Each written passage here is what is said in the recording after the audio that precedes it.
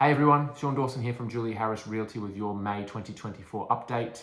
I must apologise for being absent in April. It has been a very busy start to the year for me, a lot of listings coming on in the associated work. We will talk about a couple of those listings at the end of the video, but to get started, we'll talk about the Corelogic monthly indices as always. If you're new to the channel and you're unfamiliar with how this happens, Corelogic break down residential sales in any particular market into three categories. The all dwellings category, which is of course everything that sells as a residential property. Then they fine-tune those categories into the houses category, which is of course freehold homes, and then the units category, which is strata properties, townhouses, apartments, villas, those kind of things. The Brisbane area, Corelogic regards as Brisbane City Council, Logan, Ipswich, the Redlands, and the Moreton region. They do not include the Gold Coast, which is a separate category itself.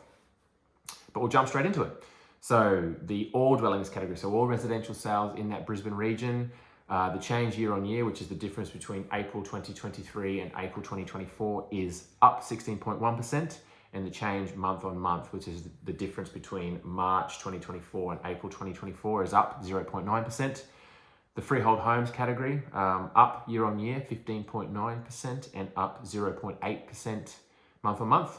And the units category, which is very interesting, up year on year 17.4% and up 1.6% year on year. Month on month.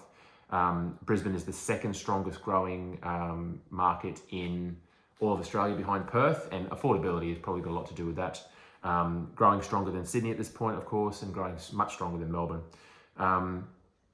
What's interesting is how strong the units category is growing at the moment, and this would translate very directly to my experience selling this year. The top end of any given market, and in most instances, of course, it's going to be freehold homes, is starting to slow. People are getting to the limits of their borrowing power and to the limits of their willingness to spend a significant amount of money. But what I'm seeing with the entry-level properties is that growth is still very strong, driven mostly by first-home buyers and in some instances investors. Case in point, a few properties I've sold this year, the first one being 13 of 37 Creighton Street in Mount Gravatt. Now this is a 11-year-old, 2-bedroom, 2-bathroom, single car unit in a secure building in Mount Gravatt. Close to a lot of amenities, including public transport, food, shopping, all those kind of things. We had to do a few things to touch the property up just to make it a bit more appealing to our buyers, including new carpet, new shower fittings, new lighting throughout most of the home, a few other things here and there. We ended up achieving $620,000 for that property, which is, in the grand scheme of things, quite a strong result for that little particular pocket there, which is Mount Gravatt and Mount Gravatt East. We had many offers on the property, ranging from mid-fives up to that 620, and both buyer and seller very, very happy. The next one, 2/5 Daniel Street in Carina, otherwise known as 2/15 Zahel Street in Carina. Single bedroom townhouse in a 10-year-old complex of about 13 properties. Well-proportioned home, very clean and very tidy for its age. Has been engaged as a investment property for the owner since purchased off the plan 11 years ago. We ended up achieving $600,000 for that property, which is a very strong price in the greater Brisbane area in general, and it's a suburb record for Carina and the surrounding suburbs of Carina Heights, Belmont and Cannon Hill. I'll be very honest and say the campaign wasn't rabid like I've experienced with some other properties, but that will be because of the price guide that we had applied, which was offers over $570. Regardless, we had a couple of offers over that price guide and we got it sold for $600. The seller is very happy, the buyer is very happy as well. Just goes to show you what's happening with that lower end of the market in Brisbane at the moment. Other end of the scale, and this is a very different one, 59 Lima Street in Eden's Landing. Now, Eden's Landing is out on the southern end of the Logan City Council area, just bordering Gold Coast. Generally speaking, a very quiet, green, freehold home, suburban suburb.